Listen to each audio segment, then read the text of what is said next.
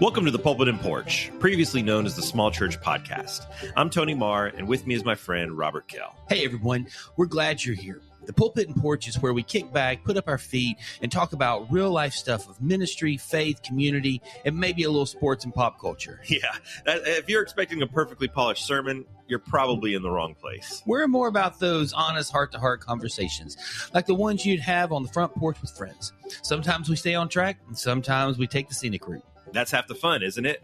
Here we tackle the highs, the lows, and the in-betweens of church and of life.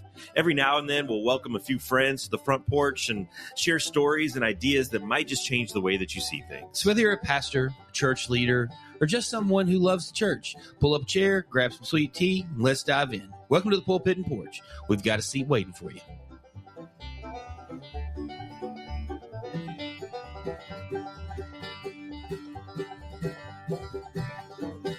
Welcome back in to the Pulpit and Porch. I am Tony Marr with my friend Robert Kell. Robert, what's good this morning?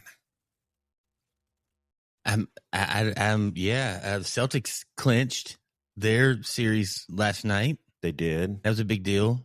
The Braves have finally figured out how to play a little baseball. They're playing a little better. But we are playing the Rockies, who have lost like 12 or 13 Worst straight. team in baseball. Hey, yeah. But we were that team like 2 weeks ago, so I'm good. Yeah, so a lot of good things. Boys are busy, but seasons are about to get to playoffs, and yeah, concerts and recitals happening, and so a lot of things. What about you? Man, I'm good. My daughter, one of them, got home from college last night. It's home for the summer, so very excited about that. She had a very successful first year of college. Finished with straight A's her second semester, so that's pretty incredible. I always started with straight A's. You started there? Yeah, me too. I always started there as well.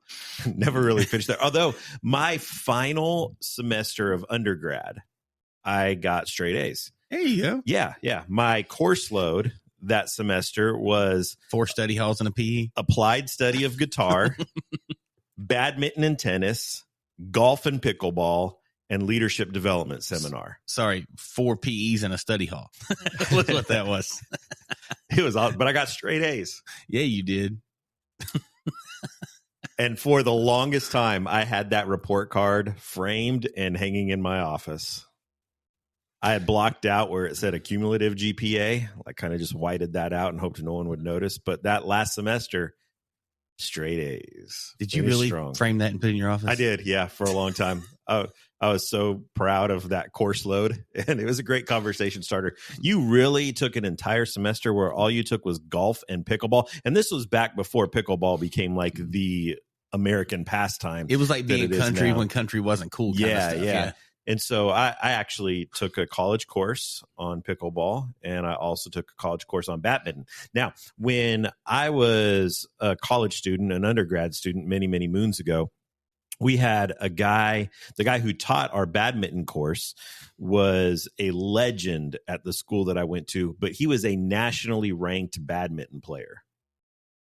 And he was elderly and would get on the badminton court with these young kids and just destroy us. It's a lot like pickleball in 2025, a bunch of impressive. Elderly people that just embarrass a bunch of young kids. Yeah, but badminton, man, that's a sport. You ever played badminton? I have.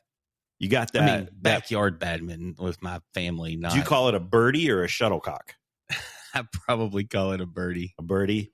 I understand that's like calling it ping pong, not table tennis to real players, but I'm okay with that. I love a little badminton. Haven't played in quite a while, but well, I'm probably going to play that with you. You've had a college course, and you're a touch intense. I've also had a college course in golf, and that didn't do me much good either. Oh yeah, I got to play a really cool golf course this week, and that was pastor's perks, man. Yeah, it's just incredible when people do things like this, and you don't see it very often. There's a guy in our area. God has really blessed him, and he's very quick to talk about where his life was before relationship with Jesus and where it is after. And he is very faithful to ministry. And you and I both know him you know him a little better than I do.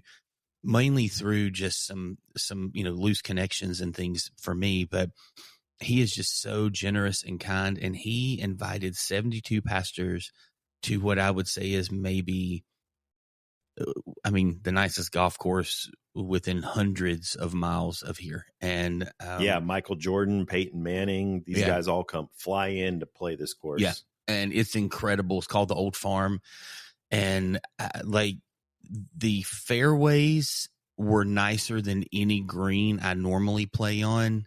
And the green was nicer than the fairways. They didn't call it rough. They called it first cut, second cut. Kind of things. There were like 3 different cuts of rough that were there. And in the grass, you looked at it and you went, okay, this is what I'm used to playing in. Like the first cut of rough is the normal grass I'm used to playing in. But you would get into that, and even in select shot, we weren't good enough, the 4 of us that were in our group, to stay out of the rough occasionally. And we would try and hit a shot out of that, and it would just grab your club. But it was an incredible day. I've been banned from that course. I played the first 15 holes very below average for me. I was not good, and I'm not a great golfer. I'm a bogey golfer, maybe a little worse than that. So I'm probably about a 20, 24 handicap. I probably play mid 90s most of the time. Golf is my handicap. But in the last 3 holes, I had a ton of fun. But man, I can kill it at mini golf. Yeah, I'm fun. You throw me a windmill and a clown, and I can do that.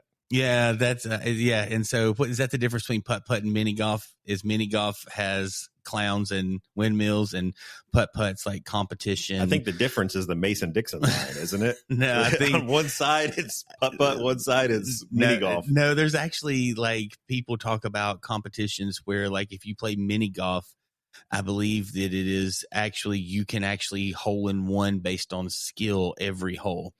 Like putt is considered like you can't always control whether or not the windmill decides to stop in front of your ball and do things. And so you don't have as much control. I really think that's a thing. I'm not just like, welcome to the Pulpit and Porch, where we just schooled you on the difference between mini golf and putt, ping pong and table tennis, birdies and birdies. Yeah, it's a lot. So so it's a good start to the week. Man, this has already been a productive episode. We can just call it wraps right now. Head home, get a nap. Some of our listeners already have called it wraps. They have, and taken a nap, and that's good. So yeah. So anyway, but however we can help you.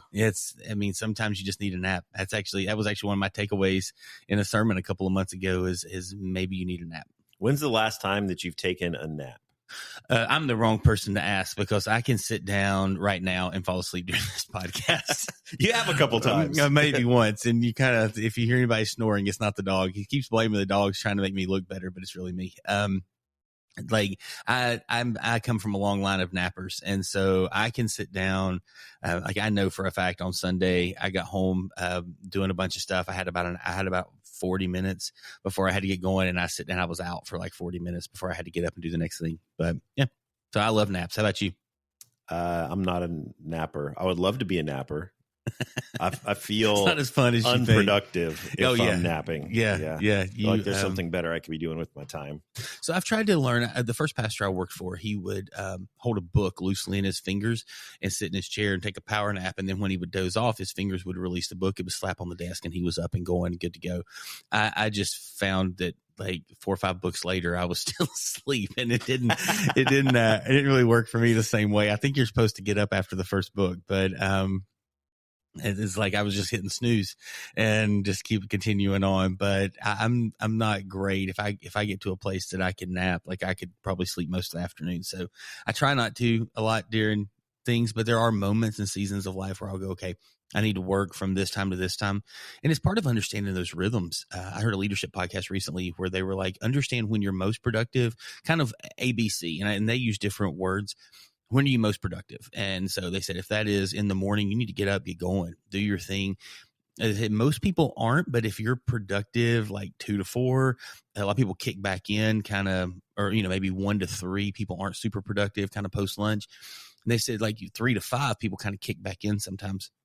But find that time when you're really productive, that time when you are meeting level productive. Like when do you need to give time to meetings and things? And then when's time you need to take a nap?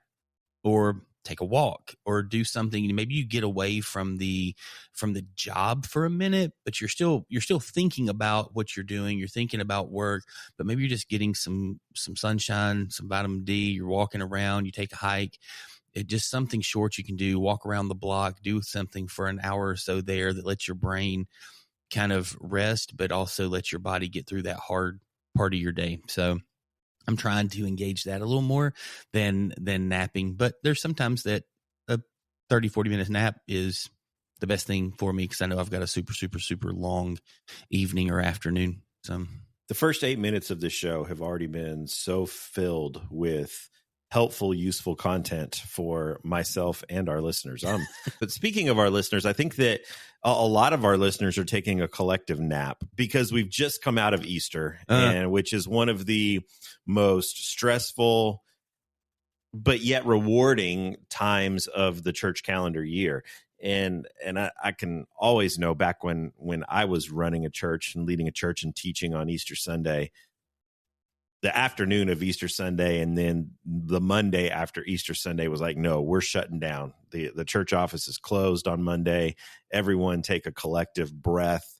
We did it. Hopefully we made it through. And now let's all just breathe and renew ourselves emotionally, spiritually, physically, before we gear up for the follow-up that hopefully is coming for every church out there, that you didn't just make it through Easter and say, now we're going to nap until Christmas Eve. But that's not what we're supposed to do. It's not 8 months of napping. I wouldn't recommend it. I mean, it may work for you, but not what I would go with. But then you've got other people that coming out of Easter is also a big deal because they have broken their lentil, whatever I don't think we decided on the correct word there. Yeah. Fast.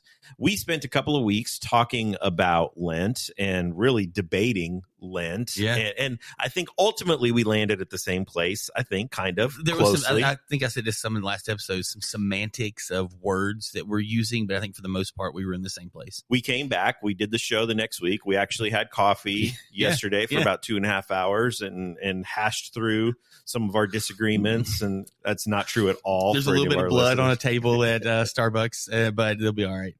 But we've come out of that period, and you participated in Lent this year. I did not. And we wanted to take some time today and kind of reflect on that with you. So today's going to be a little bit different episode. You wanted to take time, and this was the episode I got emailed to me, and so I just prepared it. Well, I think that we addressed in our couple of episodes, we talked a little bit about what you were doing for Lent, how that was going, that process looked like for you, what your experience was like. So I think that for me, and I'm hoping for our listeners that would love to hear, what are your reflections on the other side of this? What was that experience like for you? Is that something we didn't talk about this before, and it's nothing that we've really addressed before, but have you done this before? Or was this a first time for you? I have fasted in these 40 days heading into Easter for 3 years now. And it's been different things each time. And I'm an incredibly addictive personality. So when I am doing something, like, it can really consume my days and lives. People are like, oh yeah, like I'm drinking too many soft drinks. And I'm like, oh yeah, how many are you drinking? Like, and I probably have, 4 a week. And I'm like, I had 4 by lunch. I mean, it's just something where I really can get heavy. I mean, it's why there's certain things I don't do. Like, I don't drink because if I did, I've got some personal theological things with it, but I also don't drink because I think if I was in that space, I could have the real tendency to maybe not handle that well. And I think it's just knowing yourself a little bit. And so I've done this for a couple of years now, leaned into the concept, the idea of things. And what's funny is I don't even remember the last couple of years. I said soft drinks, like that's what I did, but I don't remember what I fasted from for the 2 years before this. But it's something it was newer to me. We talked about that a lot, so I don't need to go down that path. It was something I was just trying to kind of wrap my brain around and what it is and stepping into that space. This particular fast of media, and I want to be sure I clarify this. My phone was still fair game to me. I watched no TV or anything on my phone as well, though. Like my phone, my iPad, I did not shut off social media. I'll talk about that in a minute. Like it was very much the big square, rectangle, whatever that hangs on the wall. I didn't watch anything on that outside of some sports with my boys that didn't point me towards the Father for, it's actually a little over 40 days. And we talked about, somebody emailed in and was like, oh yeah, you actually get Sundays off for those. So, it's actually 45 days or 46 days and you get 5 or 6 days off. And I've heard people literally in that season, I heard people say, oh, nope, you do it 40 straight days. You get no days off. I heard people be like, oh yeah, you get 1 day a week off and it's actually do it a little bit longer.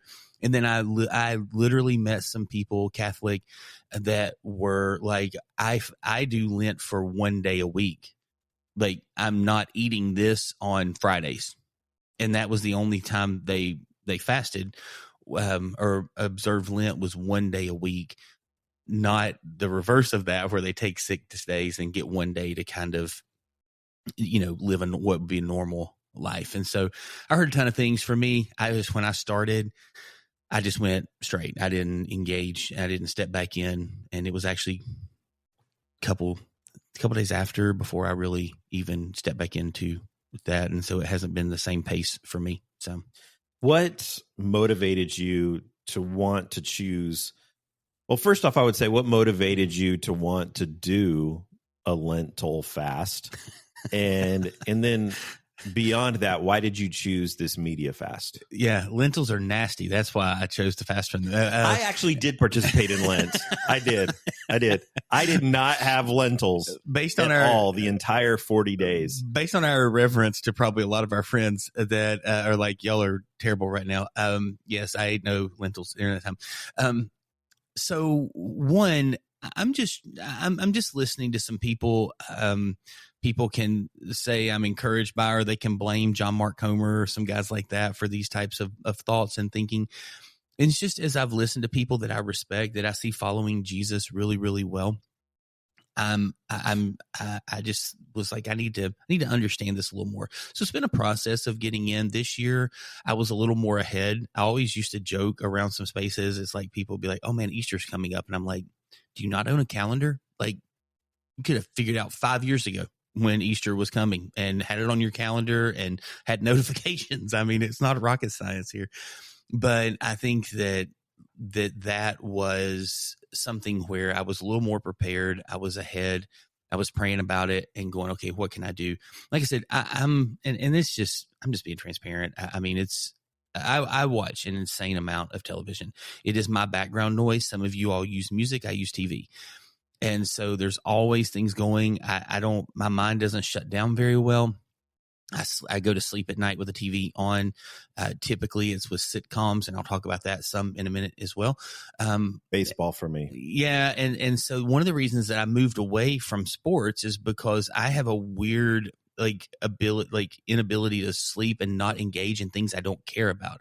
Like I literally do not care if the Dodgers are playing, the Mariners. Are they still a team? The Mariners? Yeah, Seattle still has a baseball team. Yeah, yeah. If they're playing, I literally don't care who wins. I don't care if anybody gets a hit. I don't care if there's a no hitter. But somehow my brain has this inability to not go and get engaged and be like, oh, this is a close game. I need to be engaged in this. And so I had to step away from sports a little bit. I will say in the last couple of days with the NBA playoffs and stuff, especially if the Celtics or something, as I head to bed, I'll turn that on and that's terrible because it's my team. Yeah. And I'll watch it. I am intrigued by what Steph Curry is going to do this year. So anyway, I try not to do that, but I've not done well with that this year. But I did a media fast. I just really had a season back in 2018. Mel and I were praying through some things. We knew there was a next step. We weren't sure what that next step was. Ended up being probably one of the most defining couple of years of our life that came out of that moment, that has really moved from a month, like 30 days in 2018 has changed everything, even to right now, a little over a fourth of the way into 2025.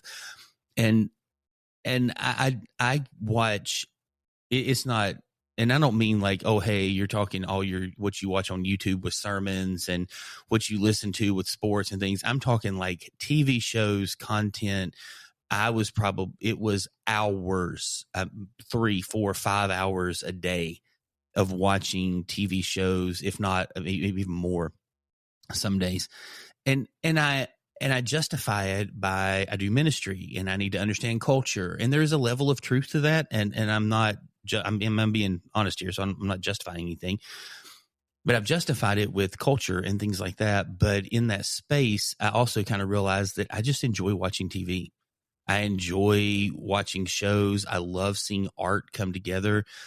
And in that, you just start going, what's next to consume, not how do I use this to have conversations and dialogue inside of life, relationships, and community. So this was actually something I did, almost 7 years ago. And it was when I was praying about this, I was like, I need to take a break and I need to let my brain just kind of reorient towards the Father. So that's how I chose that and why I chose that and where I got to. How did you prepare for this? You know that it's coming up. Did you like binge watch entire seasons of stuff to prepare for it? I know that when I'm getting ready to start a new food thing, I'm cutting out whatever for the next little period of time, I will gorge myself on it beforehand because I know I'm not going to eat this again for quite a while. Did you do anything like that? How did you prepare yourself mentally? And I would say, how did you prepare yourself spiritually for day one?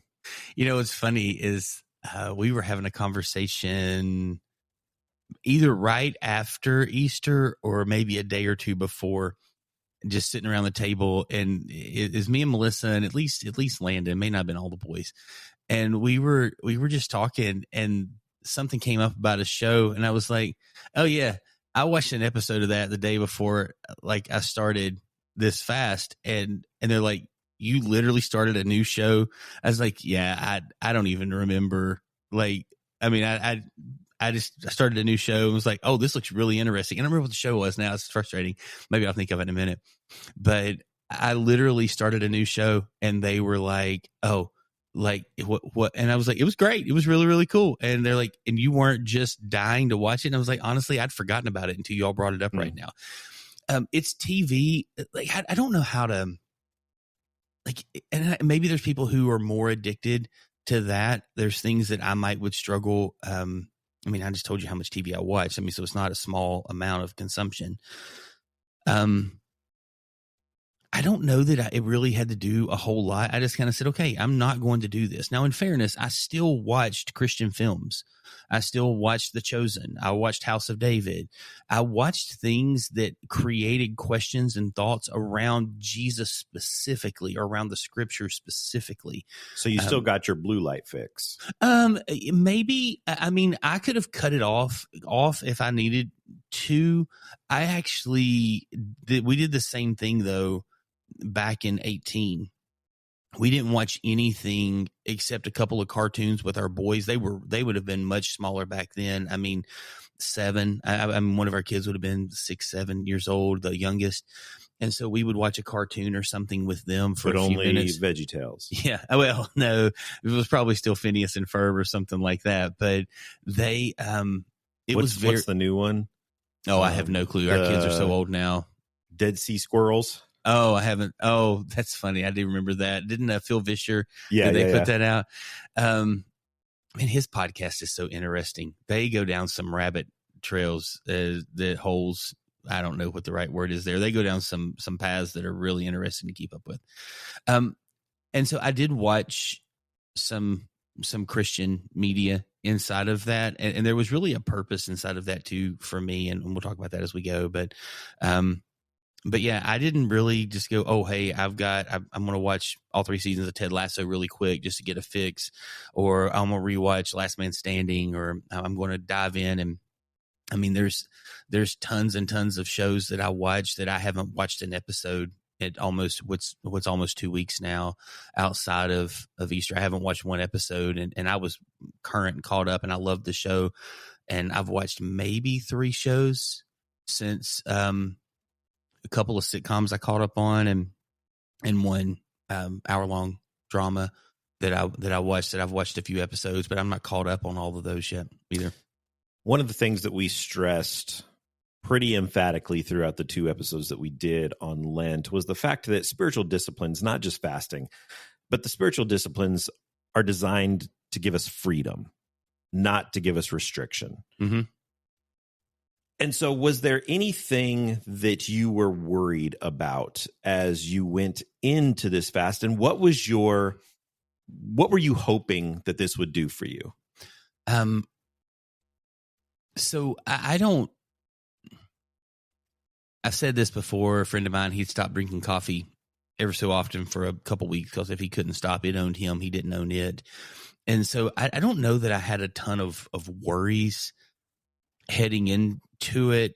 I was like, this is a very first world problem we're talking about here of TV.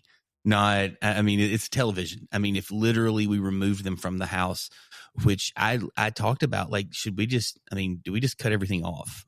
And like, if I'm the person who consumes the vast majority of media in the house and I'm not going to be doing it, should we suspend everything for 2 months and at least save that money?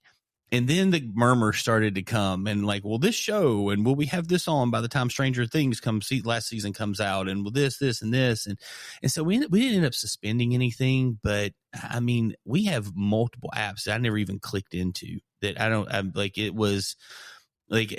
it's like, I don't even know. So I wasn't overly worried, but I was expecting a lot.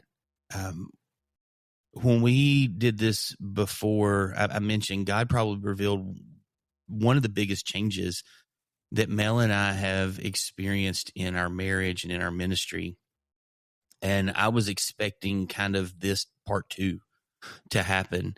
And I don't know that I got that much clarity, but I got a lot better insight into like my thoughts and ideas around some things, some frustrations that I have with myself personally, some frustrations maybe I have inside of faith and my journey there, and some things that I'm excited about that I believe God kind of stirred in a season that encouraged me. And most of that in my space, if people know me, wraps around the art and creative space. And I was excited to kind of go, okay, here's some thoughts that I don't know that I've had before as passionately and deeply. And it really came in a season of me going like, why does this matter? Because that's what that's just the thing for me is I would go, why does this type of media matter more than this type of media? Why does this matter more than this? Why does this seem to drive people away from the Father, and why does this tend to drive them forward? Why do people hate this and love this? And so there was just some questions that I was asking that kind of led to that space. And so, yeah, it really was a good season for me, and challenged some stuff. Like I said, I don't know that I got the clarity that, Melissa and I launched an entire gathering that the vast majority, and I've said these phrases before, the vast majority of people would say they hate God, they're questionable on Jesus, and at best believe the Bible is a fairy tale.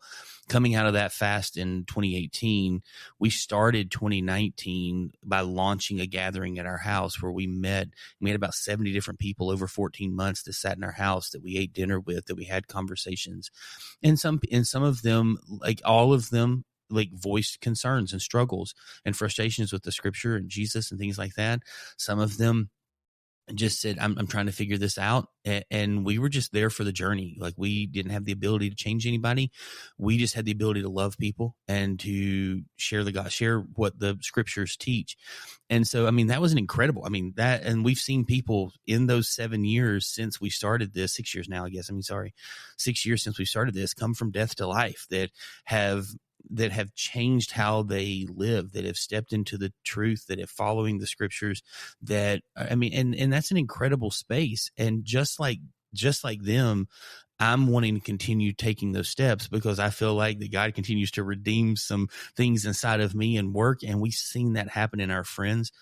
as well. And we still have conversations. We still sit in circles. I've got lunch today with a buddy of mine that's inside of that space that we just talk about like the Father and the scriptures so much. Had a phone call the other day with a friend of mine that we were just talking about art and creative things, who loves Jesus and is trying to navigate and follow that with him. And we have friends that pop into our church occasionally that just want to come and be around. And it's so different.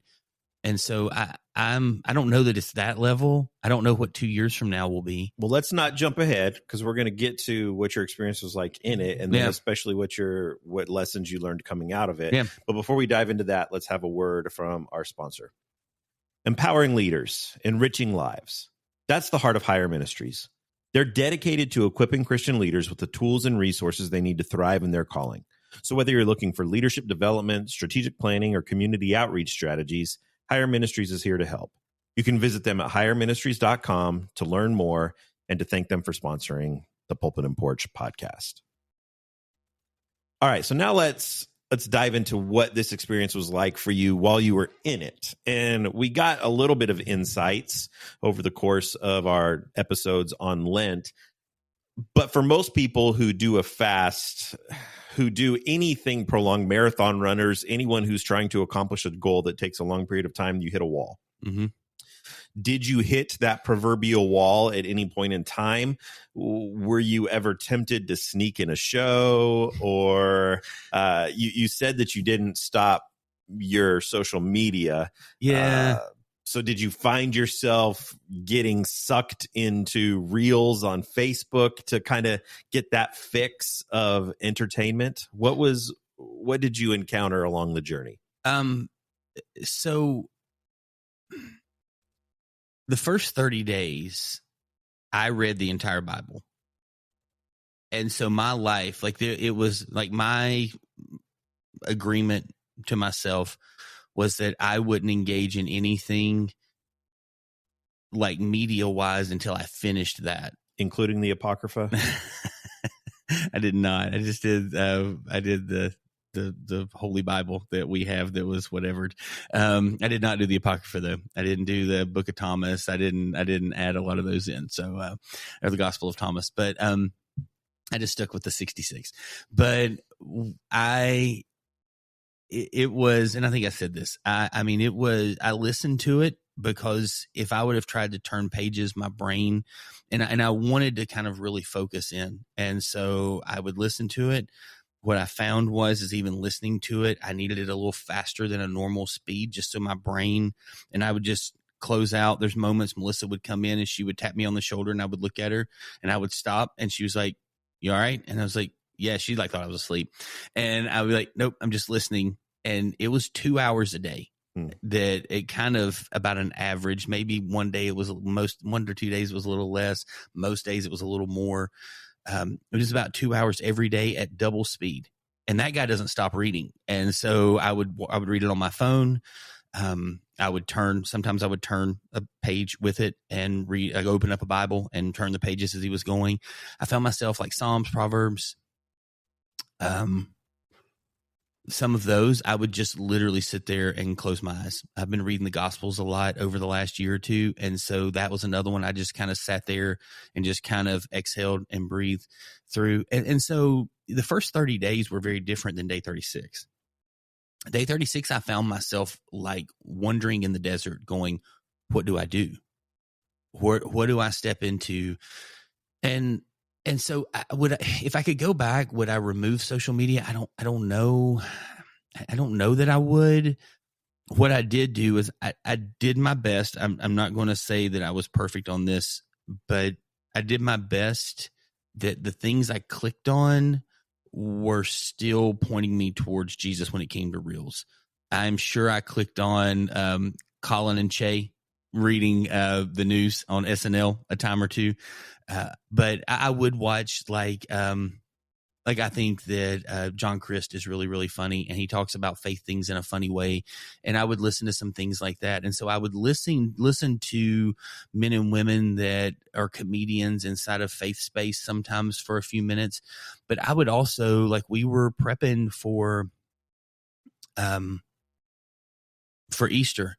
And it just so happened that all 3 campuses were teaching the same thing. And I would just go into Facebook and I would type the verses in that I would be going inside of the Reels section, and I would just sit and watch reel after reel after reel of people talking about those verses. And so I was using it more, but I'm not going to act like I didn't sit and look at your post or didn't see what was happening in, my friends' lives and things like that. I don't know if I would remove it if I could go back. I would change a thing or two. But yeah, so I think that the wall came when I just hit this space where I'm going, I've been doing so much just to hear the scriptures, to see the scriptures, and I wanted to consume that. And I'm super glad I did. And props to Francis Chan for doing that for an entire year. But I just got to the end of it and I was like, what do I do with 2 hours a day? How do I fill that time? And I found myself a little antsy for a day or two. And then I just made some commitments of, I'm not going to turn on any type of TV before I go to work. I'm still not going to do this. I'm still not going to do this. I'm still not going to do this. And so normally I'm up and Sports Center's on, or even if it's a sermon or something, there's just noise. There's things happening. And I just said, I'm not going to do those things. So you talked about that earlier, that you fall asleep to sitcoms. What did you do during the 40 days? Read the Bible, watch faith-based films. Well, no. For falling asleep. Oh, falling asleep. Yeah. So, what I typically watch is things like Big Bang Theory or Friends or How I Met Your Mother, just sitcoms that I've seen to where my brain will disengage from it.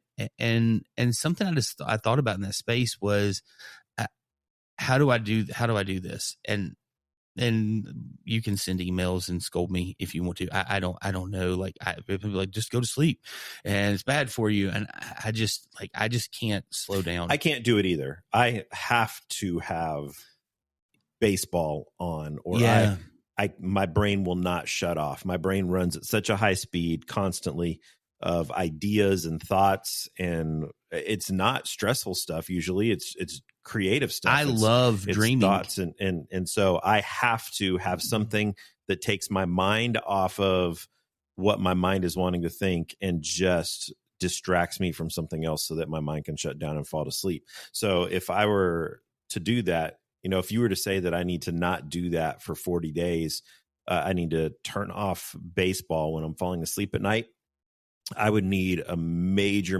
probably dangerous dose of melatonin to kick that off. So what did you do? Yeah. So the first couple of days I was like, I just watched The Chosen. Well, that was a terrible idea, because then I'm sitting there and I'm just going like, I'm super engaged and I'm watching and I'm like, okay, is that in the scriptures? Is this in the scriptures? What's happening here? What's happening there? Oh man, I love this scene. I'd be laying in bed, my pillow just wet, just crying. And I'm going, this is not going to work.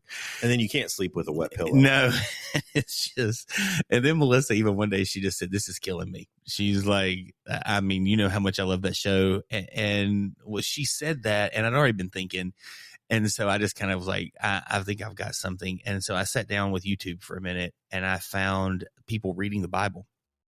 And it was this super soothing music. And they would just read the scriptures. And so the first one I used was Proverbs. Go ahead. How's your wife responding to all this? Because I'm sure that she likes falling asleep to Big Bang Theory. She likes falling asleep to Friends. She actually would prefer nothing. She would prefer the TV off because she doesn't. So every night for her is a sacrifice. It is. It really is. And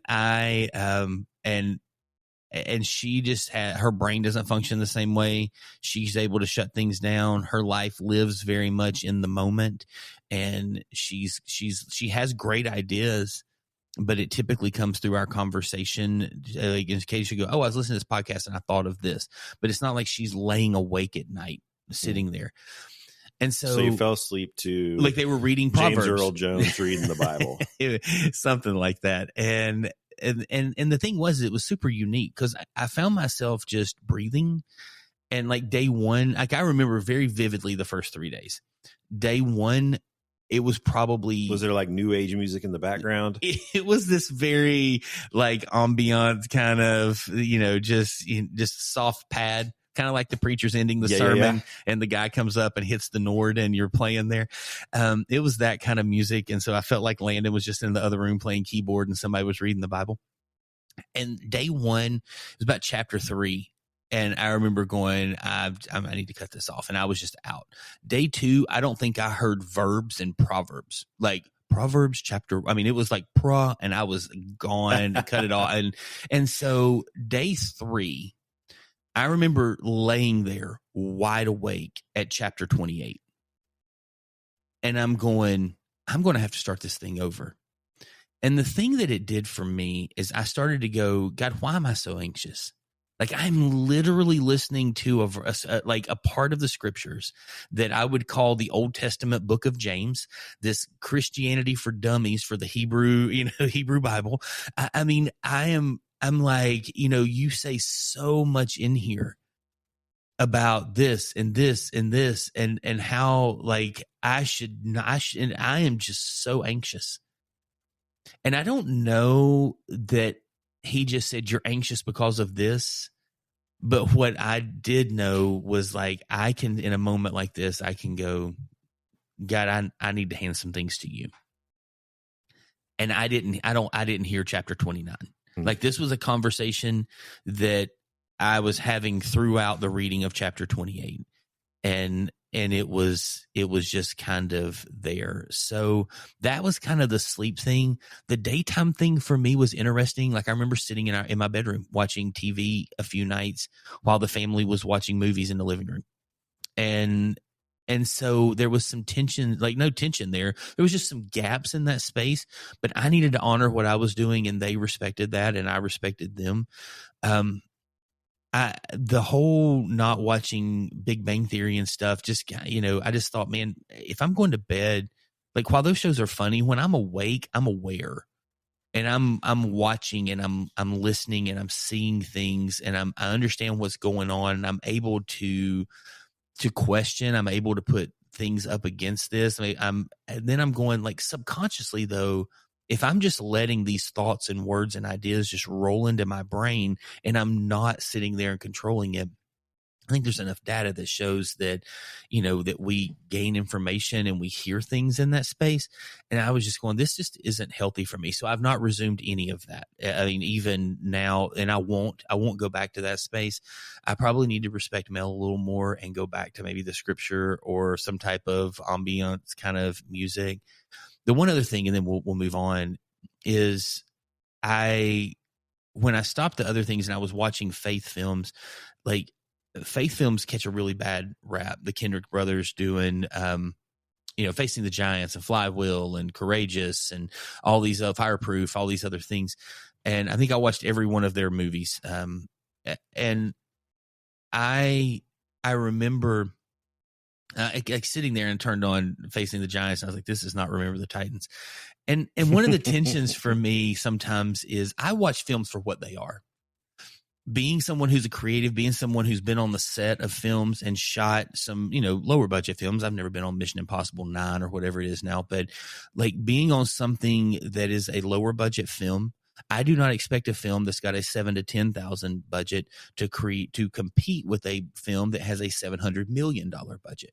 I just don't expect those things. So in that space, I understand that if you've got $7,000, you're going to get me. You're not going to get Matthew McConaughey. And there's a gap. There's a monstrous gap there. I could probably preach a better sermon than him, but he is an incredibly better actor than me. And it doesn't matter how good of a job I want to do. I don't have the training, the experience, the skills. And he has earned the right, even though I think it's bonkers, he has earned the right to be that $20 million man. I'm going to get $20 million when I do a film.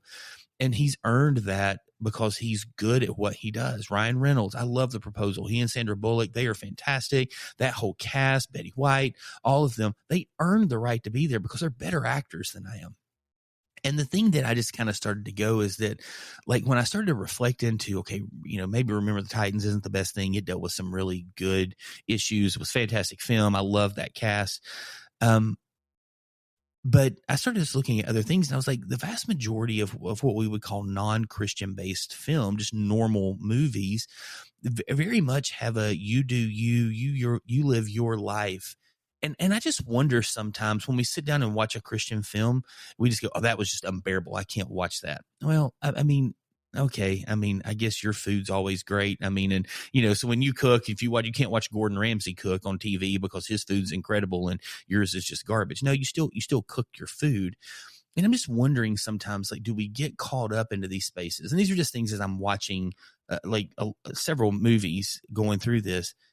I was incredibly challenged. Like, I've been challenged about how I love my wife, how I lead my family, how I approach the scriptures, how I move through some things. And while Kirk Cameron was better in Growing Pains than he is in Faith Films, and I don't understand how that happened, but he was literally just a better actor in that season of his life. He was a different actor. Maybe I'll say that. I don't know about better. He was different. Maybe he is better than everyone else in those films, and he just can't carry them up far enough. But are we just convicted by the fact that Faith Films push back on this? I get to live my life the way I want to live my life. And we're being challenged to actually look at our faith and go, man, am I really honoring the Father with how I live? And so those were just some things that kind of came out of that for me. You're in a very busy season of life. You've got one son who's finishing up his semester of college and filled with recitals and things. You've got another son who's playing soccer, and you've got games 8 nights a week. Graduates in a month. You've got another son who's playing baseball, and he has games another 8 nights a week. And you add up all the math, and you're well beyond the 7 nights that there actually are in a week. That had to have helped some. Do you think that this would have been more difficult for you in a slower season of life? I hadn't even thought about this until you asked me this question. And I mean, I was on the road a lot. And one of the things that I do is I listen to a lot of podcasts around movies and film and TV. And I love Did you keep your same rules for podcasts? Yes. I did ditch all of those. So no Bill Simmons. No Bill Simmons, and that was hard. I still haven't listened to a Bill Simmons because I removed him for 45 days. He's not jumped back into the rhythm of my stuff. And so I need to, next time I'm mowing or something like that, I'll probably click on one of those. But no, I didn't. I stayed out of all of those. I was driving one day and it tried to play something and I couldn't get it safely changed. So I just took my AirPods out and turned on the radio. What about Maryland Murder Diaries? Have you still been keeping up with that? I actually don't even know what that is. And I just made that up. No, good. There you go. And I don't know what it is either. So I did do that. I can't say that I don't know. I can't say that it didn't help, but also we had nights we were at home and we would sit and watch some March Madness together. But the thing is I watched things that our family was in the room together. And so, we would sit around and have those conversations and we would eat dinner together, and I would walk down the hall and the boys would have something on. If we were going to eat dinner and they were sitting there watching something for a minute before we all started eating, they would cut it off and turn on like a baseball game or something that we could all kind of step into. And I would be like, look, I can eat somewhere else. I mean, we've got a whole house. There's outside. I can go somewhere else and eat. And they're like, no. And so I'm not saying it didn't help. I'm just like, I don't think I ever really thought about it, just because even if I'd had to cut the TV off, I don't know that I could. It sounds terrible. I don't know that I could cut it off from the angle of not watching YouTube or something. Like I watch a lot of sermons. I watch things that are faith, that like not even like they're scripture. Like I'm learning, I'm reading, I'm listening, I'm prepping for something, I'm listening to people. Sometimes I disagree with what I'm listening to. I don't know that I could ever fully cut that off, because that has become modern day commentary. No different than opening up a book and reading. And the vast majority of us can't afford $70 for one volume of a commentary anymore. But like you can take and listen to commentary through sermons and then do research and go, is that guy right? Like I was listening to one sermon the other day and I'm going, either this guy didn't interpret this right or this guy didn't interpret it right. And I'm looking at the Greek and I'm going, this guy missed it. I mean, there's just not a lot there. So yeah, so that's kind of what I did. All right, let's dive into post Lent insights. But before we do that, let's have another word from our sponsor. Higher Ministries is passionate about helping churches thrive by equipping leaders like you. With their expert coaching, practical resources, and strategic support, they'll help you overcome challenges and make a lasting impact in your community. We're grateful for their sponsorship of our podcast, and you can learn more about them at higherministries.com. So now that the 40 days are over, what's the biggest spiritual insight that you've gained? I want to say two things. I know you said biggest, but I'm going to give two. You've got to find a way to step away from things that just maybe don't matter. And I'm thankful. Like, I sat in this space. I asked Mel today. I asked her, I said, what would you say a big change? And she said, you're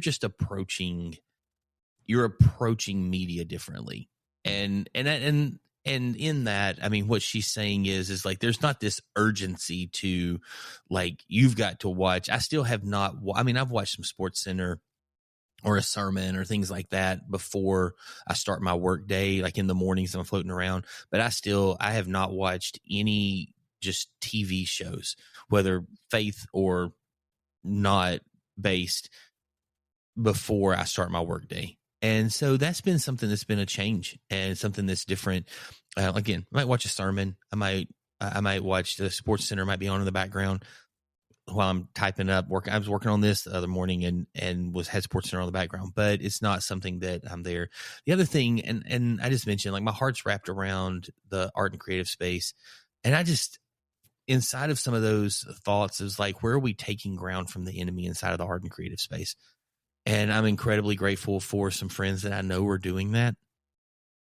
And I just have a little bit of a conviction of, where am I doing that, as somebody who loves creativity, that loves the arts, that loves that space and kind of all the mediums that it comes in.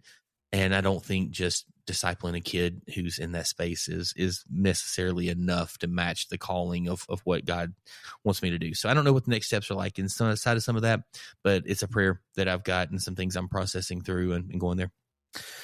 Something that really could be an entire podcast episode on its own, and knowing the way that we get into things, it would end up being 2 or 3 episodes, and maybe it's something that we'll dive into down the road. But I took a class with Bruce Montgomery back when I was in undergrad. Keep going back to that this episode, on secular media versus Christian media. And we read a book by Bob Briner called Roaring Lambs. And this book just talked about how Christians need to not so much create their own bubble of media, but infiltrate secular media. That's where we can really make a difference. And it really impacted me, and has been maybe one of the top 25 influential books that I've read over the course of my adult life. I'll be really honest, I'm prejudiced towards Christian media a lot of times. And so hearing you talk, saying some of the things that you did, it was a little convicting to me, because I am prejudiced towards it. I think that because a lot of budgetary restraints, it isn't good. I agree. As far as production quality and acting and post-production and all of that. Sound is terrible and the lighting's not good. Yeah, it's rough. And it bothers me that I think that my mindset has always been that it embarrasses Jesus by the quality of things that we put out.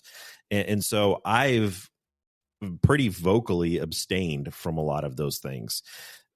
I'm wondering, within your fast, as you talked through some of those things, because that was what you were consuming, what you were feeding yourself,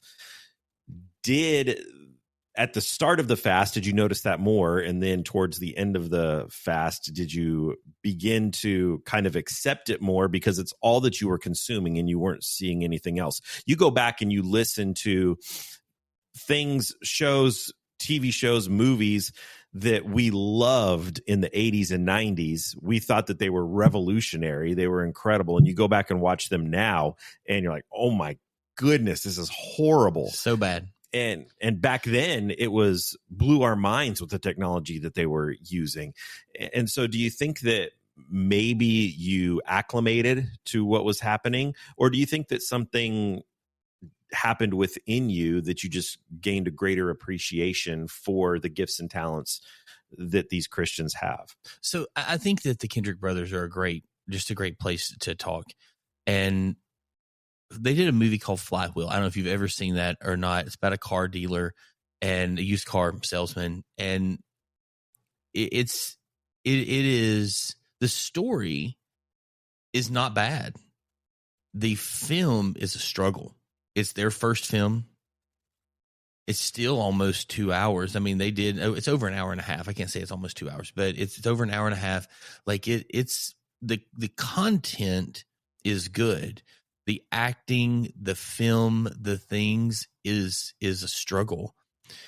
And I knew it was. So when I went back and watched it, because I'd seen it before, I'm not expecting much here. And I just kind of, at moments I forgot how bad this is. But then you watch Facing the Giants. Then you watch, and I don't remember the order progression of all of theirs, but as you get to Fireproof, Courageous, War Room, these other movies that they've made, I really viewed it like this. I am not the same person 30 years ago that I was in Christ. And I'm so grateful for that. And I was a very poorly shot film 30 years ago compared to who I am today. And I hope that, Lord willing, 30 years from now, that I look back and go, I was a really poorly shot film 30 years ago. Really, some good content in there. Was really wanting to serve the Lord, was leading people as well as I understood and could do, had some flaws, got some growth to do, but sanctification is a beautiful thing. And I'm still moving towards the Father. And in, Matthew 5:48, be perfect as your heavenly Father is perfect. I'm moving towards that space. And I think that that's where I was from day one to now. Like from the moment I stepped in and started it, I wanted to be encouraged around the things of Jesus, and I wanted to listen more intently. And so I went in with a voice or with a heart of, I just want to hear the story. And so when it came out, there's certain actors, I'm not going to say names because there's no need to be mean. The Kendrick brothers are great. I actually think he's a pretty good actor, and he's improved a ton when you watch him. I wish I had his skill set, but you watch him and it was good, and he got better every time. I think that some of the actors, they're just not good actors, but they're a big name. Kirk Cameron's a great actor. People around him all the time aren't good enough actors. They found a couple people that were just money, and they haven't acted in a ton else other than their films, and they weren't bad. I'm like, these guys could have a career. But there was a couple people that they were a big name, and I'm going, just not a good actor. You struggle with some of that emotion, that authentic emotion inside of a film where you're really good on a stage or in a small group or on a TV show where you're just talking about the scriptures. You're incredible. On a screen, you're not great. So that's kind of where I would be. How has this influenced your approach to Sabbath? Probably not enough. I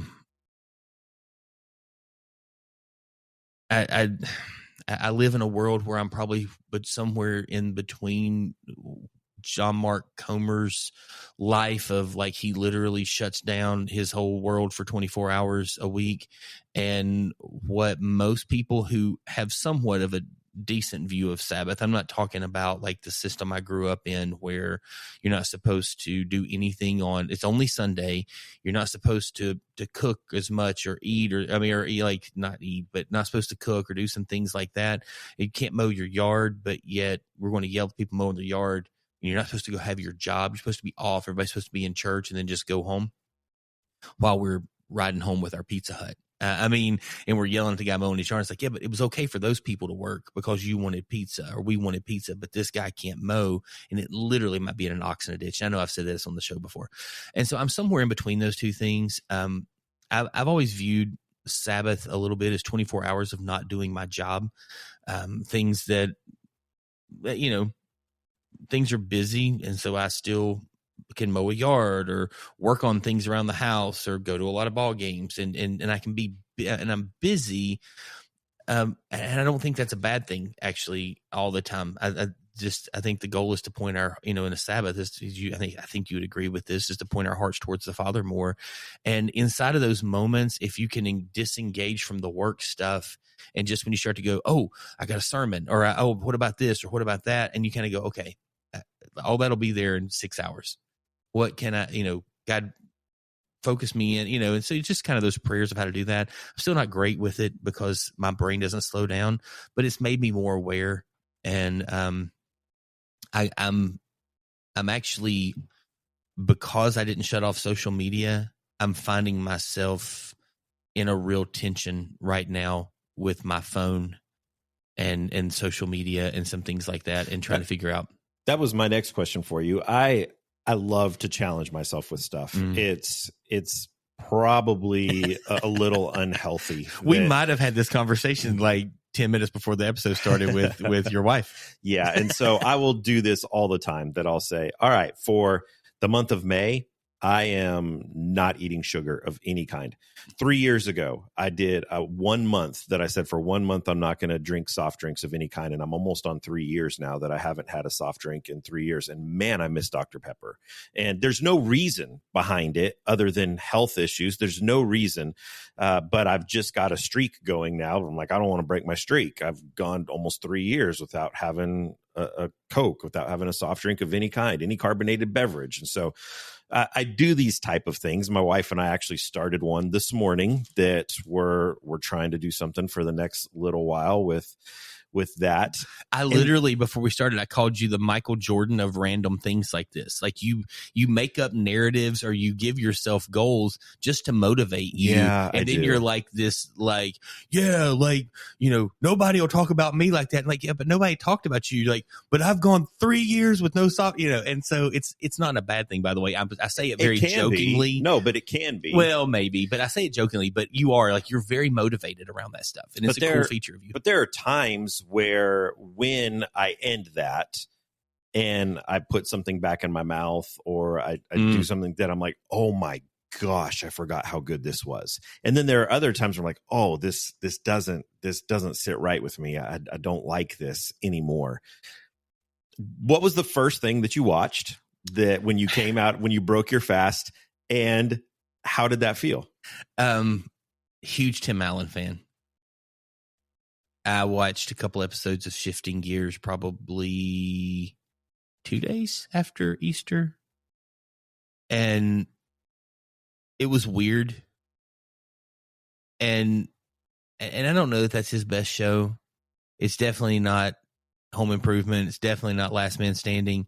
I like the cast enough, but it was just. So what else do you got there? You got the Santa Claus.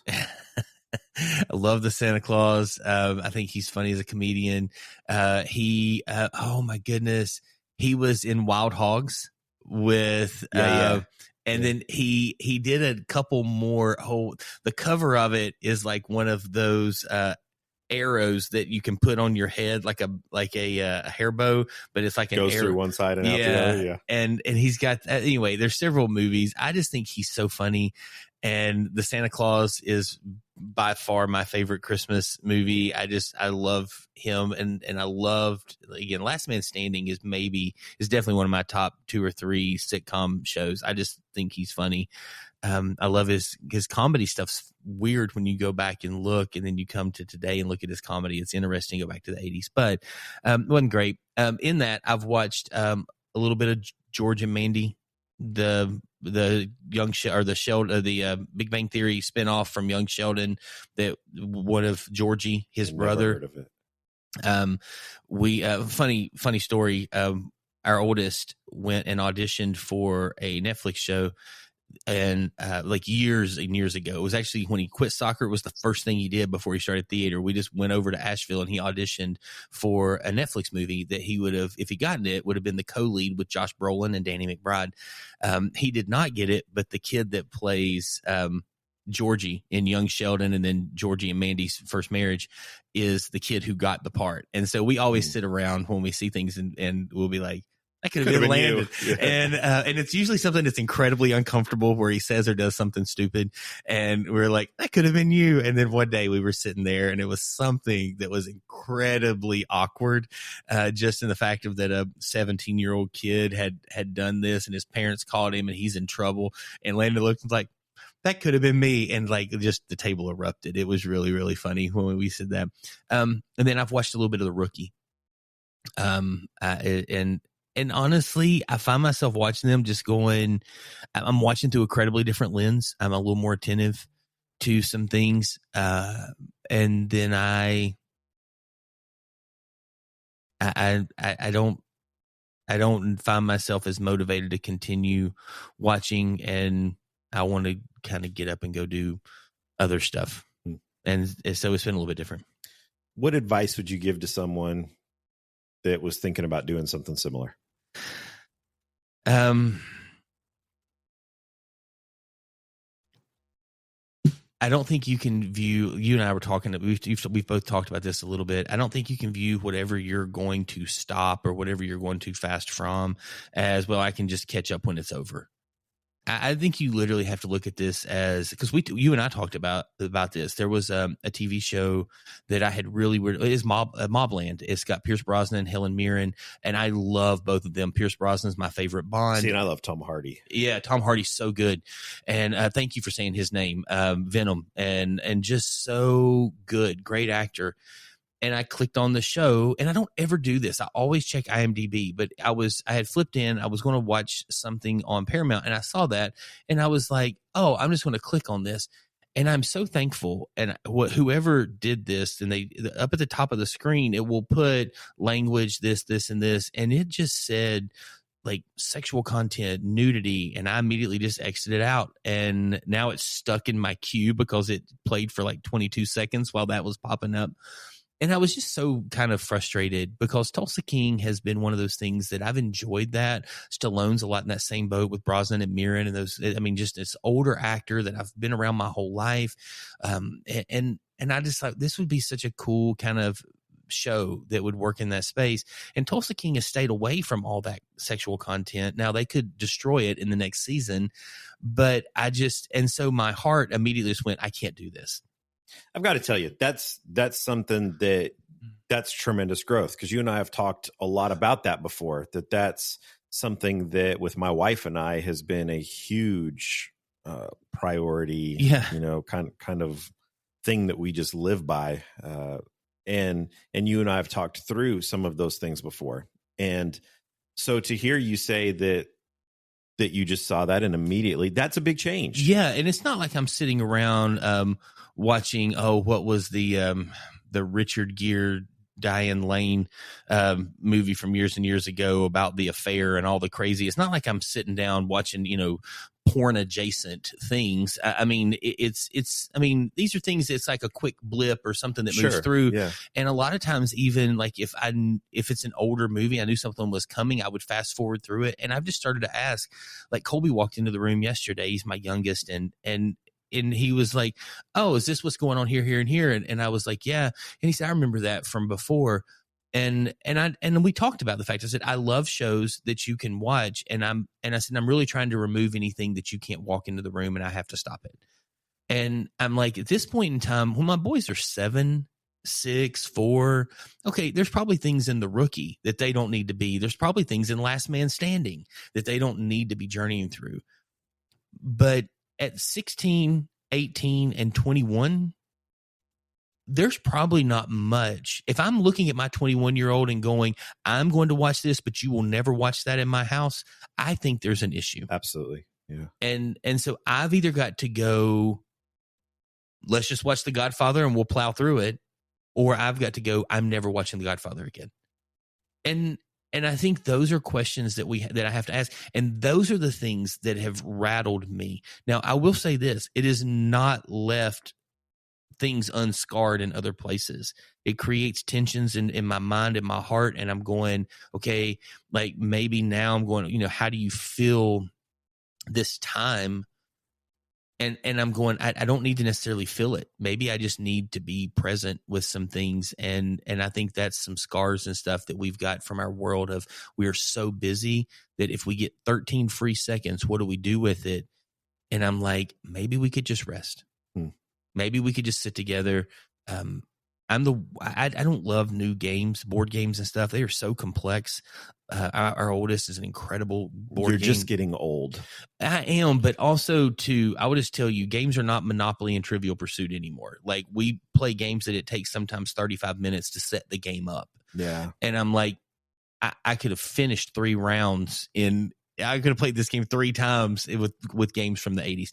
And I'm not trying to just grumpy old man things, but I'm looking at a place of, hey, can we play a card game? Can we do something along those lines? And we've been so busy, that hasn't been something, but there's moments where I'm like, we should play a game. And about that time in my brain, I haven't said this out loud. And the boys be like, all right, heading to baseball, heading to soccer, got to go to a concert. And they all walk out the door. And I look at Melissa and she's like, yeah, I've got to take mom to the doctor. And so, like, I'm just sitting at home with me and the dogs. And I'm like, well, okay. And so it's just some spaces where things are different, and I'm trying to work through that. Hey, thank you for your vulnerability this episode and talking through some of this stuff. I'm anxious to see where you're at in 6 months, in 8 months. And then I guess my final question to you is, have you started thinking about next year? No, I did remember one thing. You talk about making, like, you were talking about your stuff. Like, a couple years ago, I was like, hey, I'm gonna observe Lent, and Melissa's like, that'd be cool. And I was like, I think I'm gonna do the Daniel fast. And she was like, okay. And what I realized, and we got into this about a week, and I had to kind of drop back and punt a little bit, is I was doing something that was creating misery in my wife's life. Yep. And so, I haven't thought about next year yet. I can't imagine I would do the exact same thing. But I'm more looking at now, what's the rhythms I can create to get back to some consistent fasting, Sabbath moments in my weekly rhythms that allow me to maybe be more mentally, emotionally, spiritually prepared as I get to January, February next year and start to look at what March, April, May looks like. I think one of the things I want to commend you on is that, one, you stuck to it. You fought through that. You worked through that. You processed through that. But 2, you picked something that was a major impact in your life. Yeah. I think a lot of people, when they pick something for Lent, it's something that, they're going to miss it, but it's not going to make a huge paradigm shift in their waking to sleeping. Yeah. You know, one of the things that, like, to add to that really quick, I've got a friend who used to coach esports, and that's a whole nother thing. Like, I'm totally fine with video gaming I didn't know they had esport coaches. Yeah. Well, I mean, if you're going to have esports, if you're going to have a sport, you got to have somebody that coaches the people who play in it. Do you though? And that's a whole nother thing for me, but I'm fine with video game competitions, but calling it a sport is just weird to me. But when he would get these athletes that would come in and to play at a college level, he would say many of them were drinking multiple, like 3, 4, 5 energy drinks a day, like orange sodas a day, and just tons of. And he said, so I had a physical regimen as a part of also our video training. So the players, the boys and girls who were on these teams had to run, had to do weight room. They had to work on these things. And he set this up because he was a soccer coach and he was working this from this angle. And he said, I need them off of energy drinks because their minds aren't as good, or at least need the content lower. He said, but if I walk in day one and say, if you're on this team, there's no more energy drinks, he said, literally, I could cause them physical harm. And I think that's the thing about fasting is, you asked a great question earlier, like, did you prepare? Well, it was TV. If that puts me into like a fetal position in the corner, I might actually have some issues I need to work through. And I would say the same thing. If you're dropping chocolate, if you're dropping energy drinks, you actually probably do, if you're consuming them at an incredibly high level, you probably need to get some medical help before. Talk to somebody smarter than 2 pastors, a storyteller, some people like that sit around and just go, hey, this is what we did. I'm not saying, oh, hey, next year for Lent, I drink 17 sodas a day and I'm going to stop. That could kill you. I mean, it could be incredibly unhealthy. But the bigger thing might be is if your alcohol consumption or your, red meat consumption or your chocolate, like, some of the things you talked about, they can seem a little trivial sometimes, but done with the right heart can be just like the media fast can be done well. Like, if it's so high that you're concerned, that might be an issue. I mean, if you're going to go into detox because you stop drinking for 40 days, that might be a problem. And that's the thing for me is like, I just think about that and I go, you're spot on. Like, there's things you stop. Some people go, oh, I eat a Hershey bar once every 3 days and I'm going to get rid of that. And it's like, okay, maybe that's a big deal for you. Maybe it's a deeper hole than you and I would think. Seems a little odd, but okay. Well, and I think that you see people say, I'm going to give up my caramel macchiato for the month, but I'm going to start doing a caramel frappuccino instead. Yeah. And so I think that's the thing. We talked a lot about that. We both would have the view of, that's fine. Stop drinking those fancy $7, $8 drinks, which I got one yesterday. I mean, like, stop drinking those for 40 days, but take that money, put it into an envelope and give it to a charity. Give it to your church, give it to a homeless person, like, do something that you can make a difference in the life of somebody. Don't just go to Dunkin' because you're giving up Starbucks. Like, it's, don't just shop local inside of that space. But anyway, yeah, I'm with you. All right. Well, that is all the time that we have for this edition of the Pulpit and Porch podcast. I want to really thank my friend and co-host Robert Kell for taking a deep dive with us today into the lessons learned in his Lent fast over the course of the last 40 days. We'd love to hear your feedback. We'd love to hear your experiences if you did a Lent fast. You can reach out to us at higherministries.com. Find us on Facebook at the Pulpit and Porch, Instagram, Pulpit and Porch, and we would love to hear your stories. What worked, what didn't work, what did you learn, how are you different on the other side, and what does the future look like for you because of the things that you learned through Lent. We want to thank you for watching the Pulpit and Porch, listening to the Pulpit and Porch, and interacting with the Pulpit and Porch, and want to strongly, strongly encourage you to like us on Facebook, follow us on Instagram, and subscribe to us wherever you listen to your favorite podcasts.